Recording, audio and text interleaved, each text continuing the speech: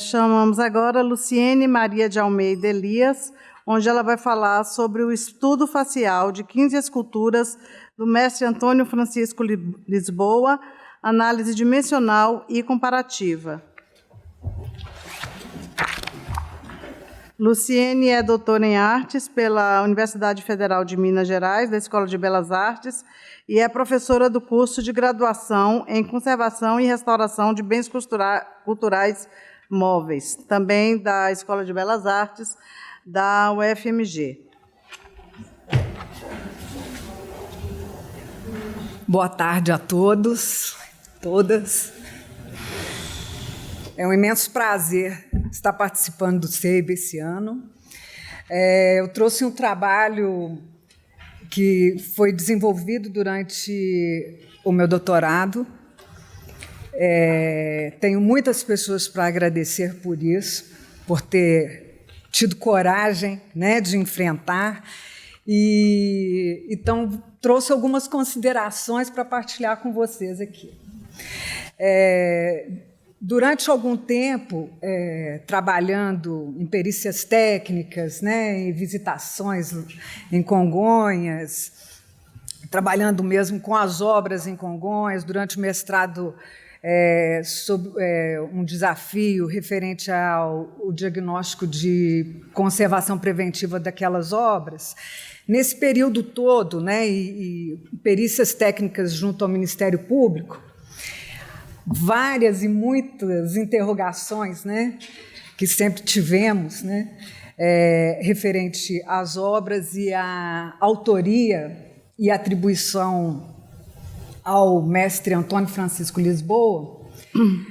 A partir desse contexto todo,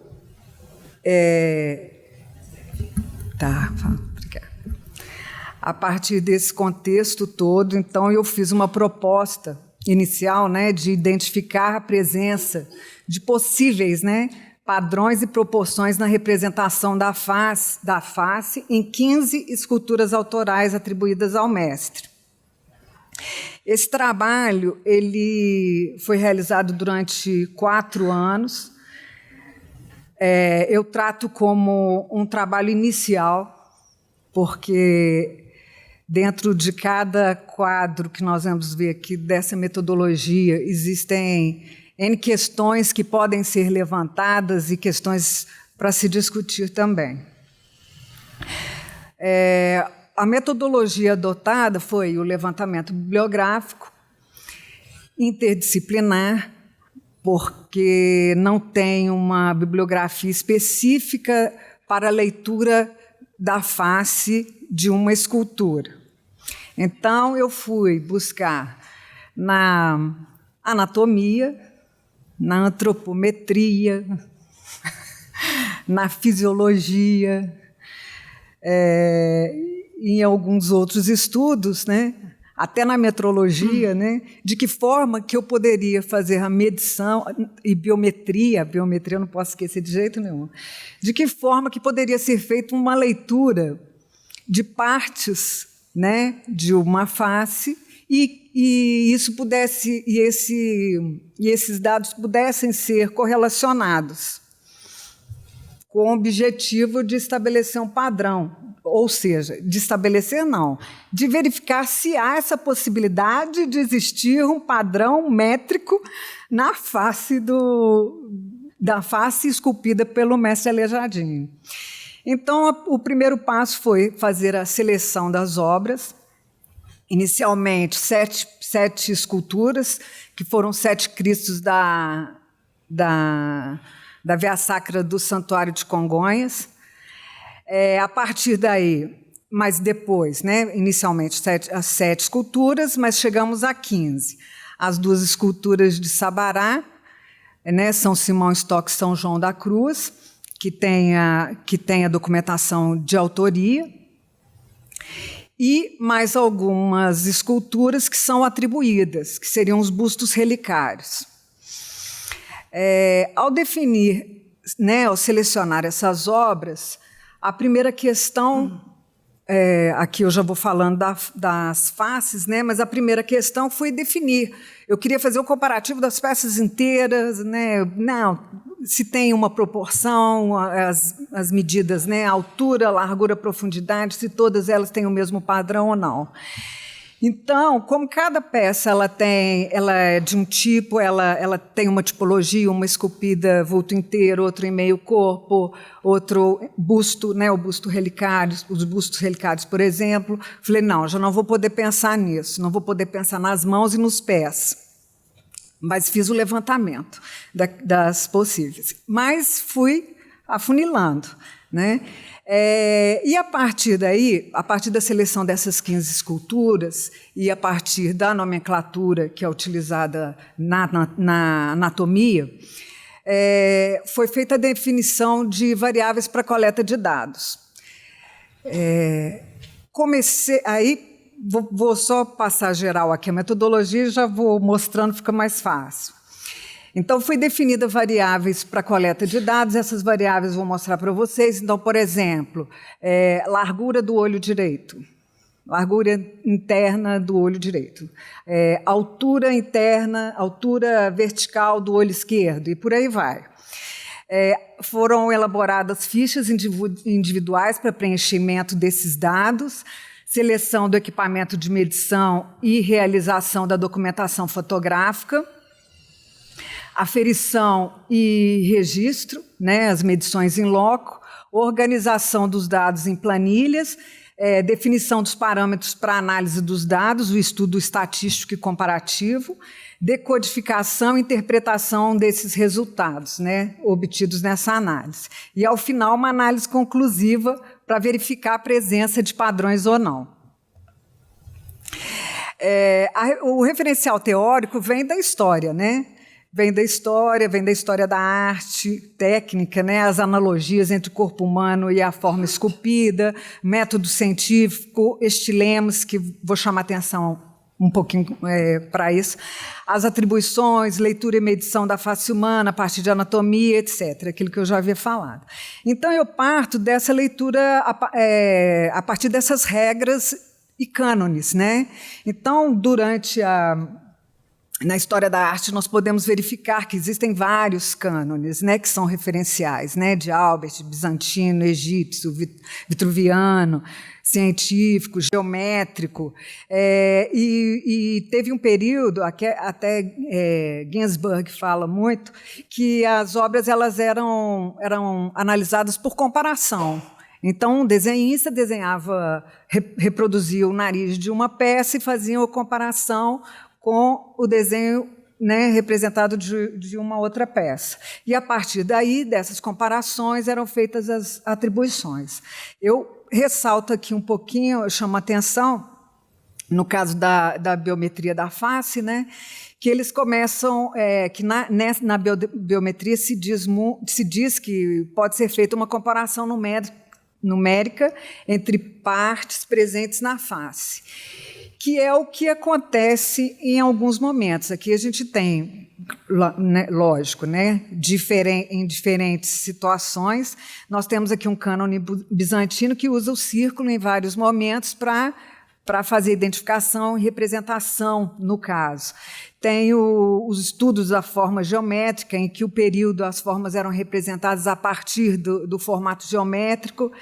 E, no desenho, quando se representa a face humana, geralmente se trabalha com linhas verticais e linhas horizontais. E eu precisava definir de que forma essas peças poderiam ser medidas, né? E estabeleci que, a partir, né, de toda essa leitura, seria feita uma leitura vertical e horizontal dessas partes, a princípio. Tá? Então, foram estabelecidos, a partir da biometria, a altura da fronte ao queixo, altura da fronte ao ponto central da linha dos olhos, aí por aí vai, altura da base do nariz ao queixo, distância entre as têmporas, ponte nasal, né, largura da boca, largura interna, horizontal e vertical, sempre pensando no vertical e no horizontal, nas medidas verticais e horizontais. Essas são as 15 esculturas que foram selecionadas. Os Cristos foram selecionados porque eu sempre estudei Congonhas e realmente é uma paixão e falei, não posso deixar de fora. Então, tem os 7 Cristos, né? Tinha que apagar, ficar melhor, mas tá bom. Então, eu tenho aqui, da primeira fase, eu tenho os bustos relicários, tem esses 2 bustos relicários, que é o de São Basílio e São Nicolau, atribuídos à primeira fase de Aleijadinho. Também bustos relicários de Santo Ambrósio, Santo Agostinho, São Gregório Magno e São Jerônimo, que são atribuídos à terceira fase. São Simão Stock, São João da Cruz, atribuídos à segunda fase, e os 7 Cristos, atribuídos à terceira fase de produção do escultor. Vale salientar que... Deixa eu ver se está aqui. Isso. Que, a partir desse objeto de estudo, né, e das fases de produção do escultor, eu levei em consideração as fases que sempre foram citadas nos livros de Miriam Ribeiro, nos estudos históricos dela. Por quê? Porque tem autores que citam 5 fases, 7 fases, tem autores que falam né, que são 126 obras entre autorias e atribuídas, outros já falam que pode chegar a 2.000, 3.000, então tem questões de escolas e tal, que eu não entrei nisso. Então, aqui, distribuído em 3 fases, salientando, né, cada grupo em cada fase, levando em consideração que esse estudo apresenta algumas esculturas com aspectos diferenciados, como eu já havia falado, mas aquilo até que o Fábio falou anteriormente, né? Então, tem figura masculina jovem, adulto e idoso, então tem marcas do tempo, tem dimensões de obra, né, das obras completamente diferentes, posição das esculturas, tem escultura em pé, ajoelhado, escultura, né, sem a parte das pernas, né? A técnica construtiva também é diferente, peças esculpidas em madeira maciça, né? Outras ocadas em meio corpo, obras autorais e atribuídas e obras classificadas em 3 fases. Vale salientar que existe durante esse período todo, né, de leitura sobre a obra de Aleijadinho, li de tudo, até sobre a questão Aleijadinho na maçonaria, tinha de tudo. Então,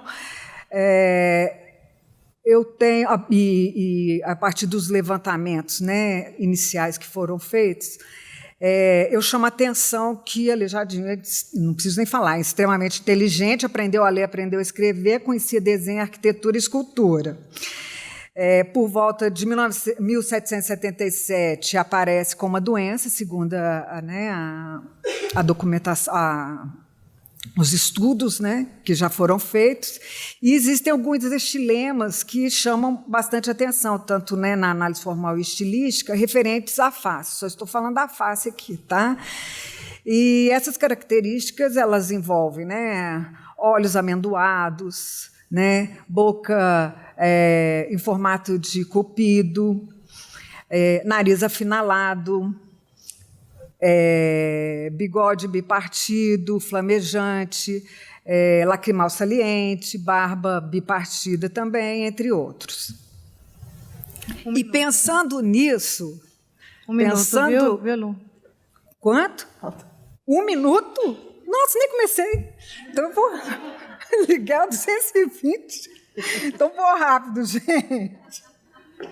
Então tá ótimo. Então, pensando nesses estilemas, estou justificando demais, né? Pensando nesses estilemas, falei assim: eu precisava definir algum outro tipo de análise, agora outro tipo de análise para colaborar com a análise formal e que reunisse tanto as autorias quanto atribuições, ou diferenciasse, tá? Então, foi feito todo um planejamento, desenvolvimento, né? Foi feito o registro documental das faces, né, vistas de frente, porque tinham cabeças tombadas e tal, mas a representação sempre, como vocês viram ali, ela era sempre frontal. Selecionados 49 variáveis para fazer a aferição e, na hora de fazer o levantamento, o total foram 735 dados. Cheguei a 135 variáveis para selecionar na face, mas fui reduzindo um pouco o número, chegando a mais de 2.000 itens finais.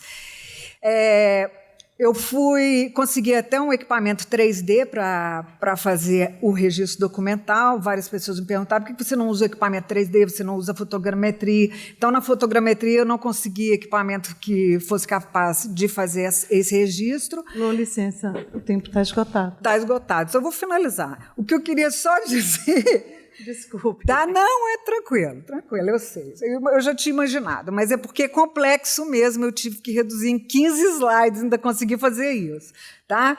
Então, aqui, só para mostrar as variáveis originais que foram estabelecidas, eu trabalhei com estatístico, um profissional da estatística, que estudamos juntos, porque ele nunca tinha trabalhado com variáveis desse jeito.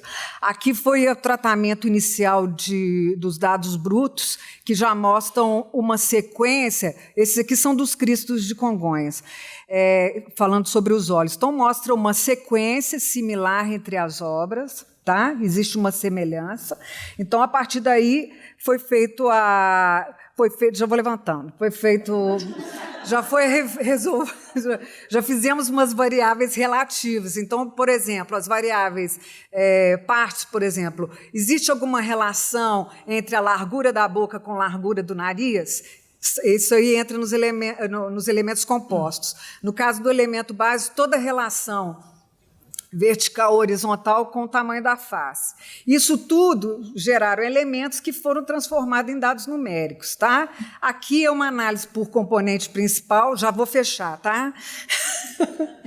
Componente principal, que é uma nuvem que é gerada por um software específico, e aqui ele apresenta que nas áreas onde tem os retângulos verdes e os verdes são os Cristos, os vermelhos são da segunda fase, São Simão e São Stock, eles têm muita semelhança, eles são semelhantes, todos esses códigos estão presentes em todas as obras, mas esse tipo de análise aqui, final, ele apresenta que existe uma similaridade maior entre os Cristos e os... Já estou saindo. E a segunda fase, diferentemente dos bustos relicários, que, por coincidência, são atribuídos. Então, aqui não vou passar. E uma outra seleção, que é o final, tá? Seria o agrupamento. Foi feito um dendrograma analítico também por agrupamento. Então, quanto mais subdividido o grupo, mais próximas são, mais parecidas, mais similares, mais semelhantes são essas peças. Tá? E, ao final desse agrupamento, que chamamos também de clusters, né? Nós temos que o Cristo da Sé e São João da Cruz, existe uma similaridade numérica entre eles, em vários pontos. O Cristo do Horto e o Cristo da Cruz das Costas também são similares. O Cristo da Prisão e Cristo da Crucificação são similares. Num outro tipo, já falando dos elementos compostos, seria partes e partes, né, dentro da face, seriam essas as similaridades maiores. E finalizando, né, o elemento base e o elemento composto nos bustos relicários se mantiveram os mesmos em todas as faces analisadas. Aqui é um mapeamento estatístico de dados, a maioria dos dados encontrados em todas as obras, não só dos Cristos, mas das 15 obras, então as variáveis originais e elemento base, faltou elemento composto, mas não ia dar tempo. Considerações finais. Existem relações dimensionais entre forma esculpida e medidas, tá? E correlações, padrões e proporções matemáticas. Esse estudo é um estudo inicial. Tá? Ainda tem muito, comecei a ler, né, para apresentar, falei, já tem que corrigir muita coisa e tem muita coisa a agregar ainda. E como agente multiplicador do conhecimento, a investigação da fatura de diferentes escultores, inventário de obras, análises periciais como contribuição em processo de investigação, registro, levantamento de dados, estudo da produção completa do escultor. Existem relações matemáticas nas 15 esculturas, independente da fase de produção e dos elementos analisados. Muito obrigada e desculpe. Muito obrigada.